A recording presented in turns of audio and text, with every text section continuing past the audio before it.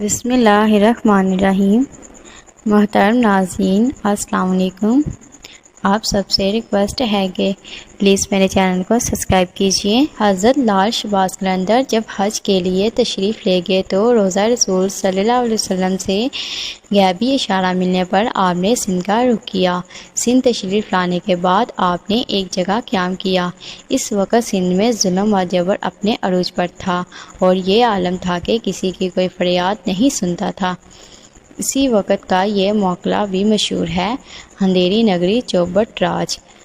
لوگوں کو بے بس اور لاچار دیکھ کر ایک مظلوم جس کا نام سکندر بہار بودلہ تھا، وہ ایک نعرہ ہمیشہ لگایا کرتا تھا، میرا مرشد آنے والا ہے، ظلم کا زوال ہونے والا ہے۔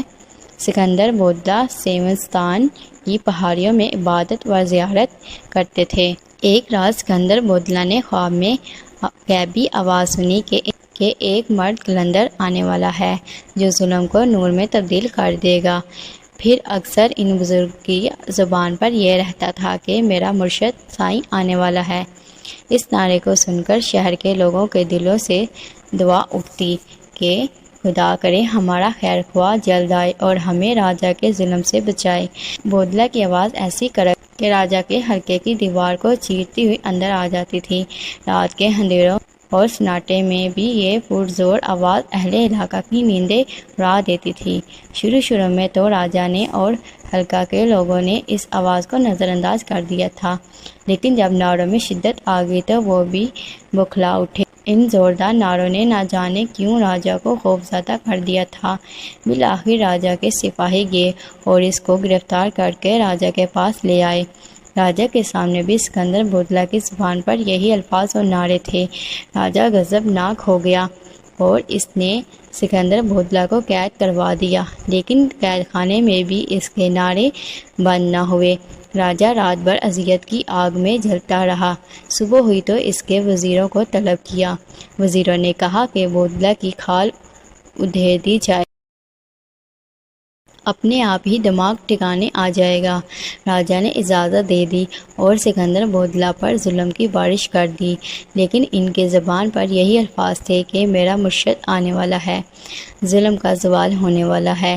دوسری جانب جب حاکم ستون نے لال شہباز قلندر کی یہ کرامت دیکھی کہ ان کا دیوانہ سکندر بودلہ قید میں ہونے کے باوجود بھی رہائی پا کر ان کے پاس پہنچ گیا ہے، تو اپنے علاقے کے کچھ جادوگروں کو طلب کر ان سے مسلمان بزرگ کے مقابلے کا کہا، لیکن ستون کے جادوگروں نے مقابلے سے پہلے ہی اپنی شکست تسلیم کر لی تھی کہ انہیں ہرانا ہمارے بس کی بات نہیں۔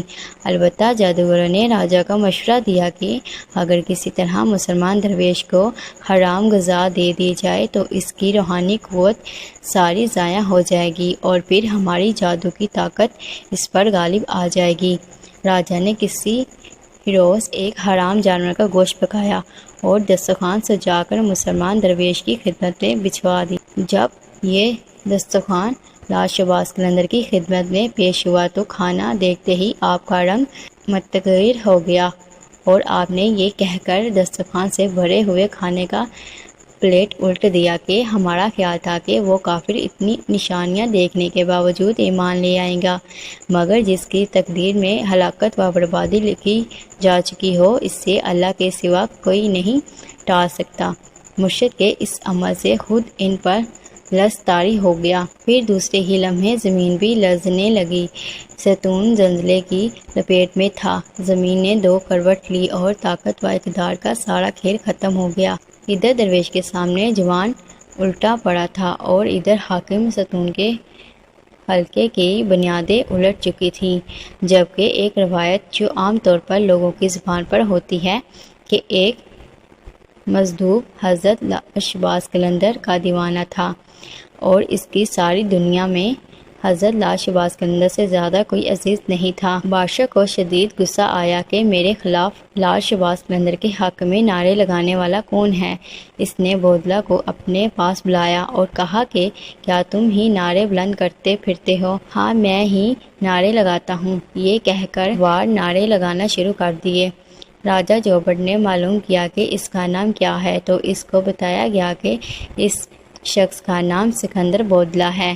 راجہ جوبٹ نے کہا کہ سکندر کے حق میں نعرے لگانا بند کرو۔ یہ سن کر بودلہ کی آواز میں مزید شدت آ گئی اور اس راجہ کی بددماغی اپنے عروج پر پہنچ گئی، اور اس نے حکم دیا کہ مجھ سے بغاوت کرنے کے جرم میں اس شخص کو ذبح کر کے پکایا جائے اور اس کا گوشت کھا لیا جائے۔ لیکن ان کو ذبح کرنے کے بعد ان کا گوشت کھایا جا رہا تھا کہ ادھر حضرت لاٹ شہباز قلندر رحمۃ اللہ دھمال ڈال رہے تھے۔ حضرت لاٹ شہباز قلندر معمول کے مطابق دھمال کے دوران بودلہ بہار کو پکارتے تھے۔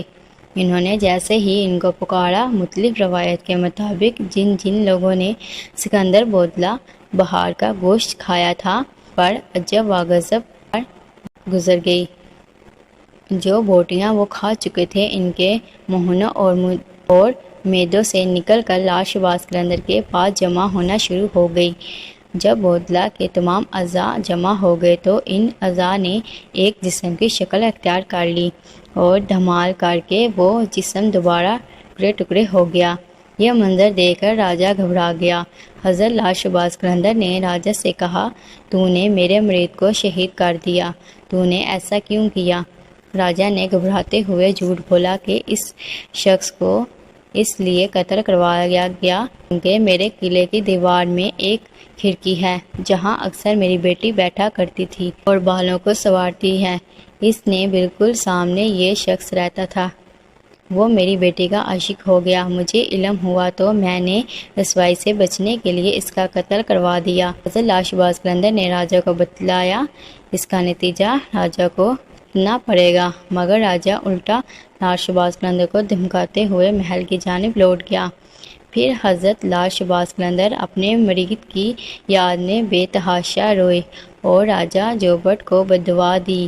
ادھر بددعا ہونی ہی تھی کہ راجہ اور اس کا قلعہ الٹ گیا اور یوں حاکم سیون اپنے دردناک انجام کو پہنچ گیا۔